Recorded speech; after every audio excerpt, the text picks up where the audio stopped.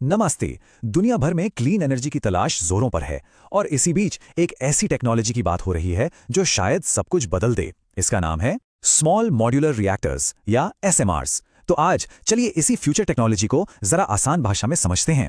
तो चलिए इस पूरे आइडिया को एक सवाल से शुरू करते हैं। जरा सोचिए क्या हो अगर न्यूक्लियर पावर का भविष्य एक स्कूल के प्लेग्राउंड में फिट हो जाए। सुनने में थोड़ा अजीब लगता है ना, लेकिन यकीन मानिए एसएमआरस का जो कोर कॉन्सेप्ट है वो कुछ ऐसा ही है। तो फिर क्या है ये पॉकेट साइज्ड न्यूक्लियर फ्यूचर? और सबसे जरूरी सवाल, पुरानी और इस नई न्यूक्लियर टेक्नोलॉजी में आखिर मेन फर्क है क्या?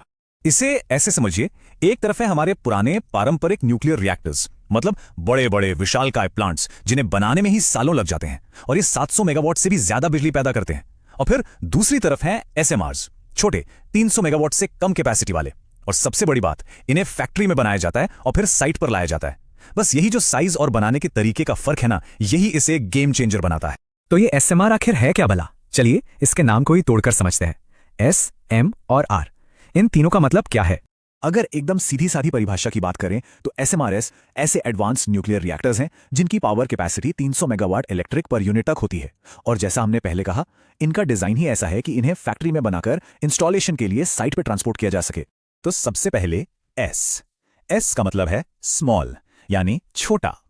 ये फिजिकली साइज में एक पारंपरिक न्यूक्लियर पावर रिएक्टर का एक छोटा सा हिस्सा ही होते हैं। मतलब साफ है, कम जमीन, कम तामझाम। इसके बाद आता है एम, यानी मॉड्यूलर। और सच कहूं तो यही इसका सबसे अनोखा, सबसे रेवोल्यूशनरी फीचर है। इसका मतलब यह है कि इसके सारे सिस्टम और कंपोनेंट्स फैक्ट्री में तैयार होते हैं और फिर एक पूरी यूनिट की तरह साइट पर लाकर बस इंस्टॉल कर दिए जाते हैं। सोचकर देखिए, कहां सालों तक चलने वाला ऑन साइट कंस्ट्रक्शन और कहां फैक्ट्री में बनी बनाई यूनिट। और आखिर में आर का मतलब है रिएक्टर। यहां पर बेसिक प्रिंसिपल वही पुराना है, न्यूक्लियर फिजन, यानी परमाणु विखंडन का इस्तेमाल करके हीट पैदा करना और फिर उस हीट से एनर्जी बनाना। तो ये तो हुई एसएमआर की बात। अब सवाल यह है कि इस छोटे से पैकेज में बड़े फायदे क्या क्या हैं। चलिए एक एक करके देखते हैं। अच्छा, भले ही ये टेक्नोलॉजी बहुत एडवांस लगे, लेकिन इसके काम करने का तरीका, हैरानी की बात है, काफी सीधा साधा है। देखिए, सबसे पहले न्यूक्लियर फिशन से बहुत सारी हीट पैदा होती है। फिर इस हीट से पानी को भाप में बदला जाता है। ये गर्म भाप एक टरबाइन को तेजी से घुमाती है और जैसे ही टरबाइन घूमती है, बस बिजली पैदा हो जाती है। इसे और भी आसान तरीके से समझना है तो ये कोटेशन देखिए, ये बिल्कुल वैसा ही है जैसे एक पंखे को घुमाने के लिए पानी उबालना, बस इसमें थोड़ी हाईटेक फिजिक्स इन्वॉल्व है। इस तरह से सोचें तो कितना सिंपल लगता है ना। तो फिर एसएमआरएस के फायदे क्या हैं? पहला तो ये कि ये फैक्ट्री में बनते हैं तो इन्हें बहुत तेजी से डिप्लॉय किया जा सकता है। दूसरा, इनमें एडवांस्ड पैसिव सेफ्टी फीचर्स होते हैं, मतलब किसी इमरजेंसी में ये बिना किसी इंसानी मदद के भी खुद को सुरक्षित रख सकते हैं। ये दूर दराज के इलाकों और छोटे ग्रिड्स के लिए भी एकदम परफेक्ट हैं। शुरुआती लागत यानी अपफ्रंट इन्वेस्टमेंट भी कम होता है और इन्हें सोलर या विंड एनर्जी के साथ भी आसानी से जोड़ा जा सकता है। और एक बहुत बड़ा फायदा है इसके ऑपरेशन से जुड़ा।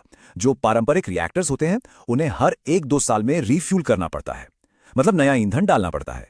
वहीं दूसरी तरफ एसएमआरस को हर 3 से 7 साल में रिफ्यूलिंग की जरूरत पड़ती है। बल्कि कुछ डिजाइन तो ऐसे हैं जो 30 साल तक बिना रिफ्यूलिंग के चल सकते हैं। ये बहुत बहुत बड़ा फर्क है। तो ये तो हुई ग्लोबल टेक्नोलॉजी की बात। चलिए अब जरा भारत के नजरिए से देखते हैं कि इंडिया के लिए ये टेक्नोलॉजी कितनी अहम हो सकती है। देखिए, सबसे पहले भारत का एक बहुत बड़ा कमिटमेंट समझना जरूरी है। भारत ने 2070 तक कार्बन न्यूट्रल होने का लक्ष्य रखा है, यानी नेट जीरो एमिशन। और ये कोई छोटा मोटा लक्ष्य नहीं है, ये एक बहुत बड़ी जिम्मेदारी है। और इस बड़े लक्ष्य को हासिल करने में न्यूक्लियर एनर्जी का एक बहुत बड़ा रोल देखा जा रहा है। भारत का 2047 तक का टारगेट है 100 गीगावाट न्यूक्लियर पावर। जी, आपने सही सुना, 100 गीगावाट। इस लक्ष्य का साइज कितना बड़ा है ये आप इस बार चार्ट से समझ सकते हैं। देखिए, हमारी आज की कैपेसिटी करीब 8.1 गीगावाट है और 2047 तक का लक्ष्य है 100 गीगावाट। आप खुद ही देखिए ये कितनी बड़ी छलांग है।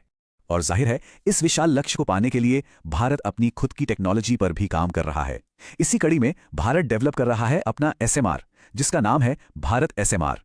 ये 220 मेगावाट का रिएक्टर है जो भारत की अपनी जानी मानी और भरोसेमंद PHWR यानी pressurised heavy water reactor technology पर बेस्ड है। और इसे डेवलप कर रहे हैं हमारे देश के 2 सबसे बड़े संस्थान BARC और NPCIL। लेकिन जैसा कि हर नई और बड़ी टेक्नोलॉजी के साथ होता है, इस रास्ते पर भी कुछ चुनौतियां हैं, कुछ मुश्किलें हैं। तो एक बैलेंस्ड नजरिया रखने के लिए इन पर भी बात करना जरूरी है। तो सवाल ये उठता है कि वो कौन सी बड़ी रुकावटें हैं जो इस राह में खड़ी हैं।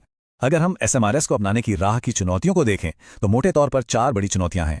पहली है रेगुलेटरी, मतलब इस नई टेक्नोलॉजी को लाइसेंस देने और हमारे पुराने एटॉमिक एनर्जी एक्ट जैसे कानूनों में बदलाव करने की चुनौती।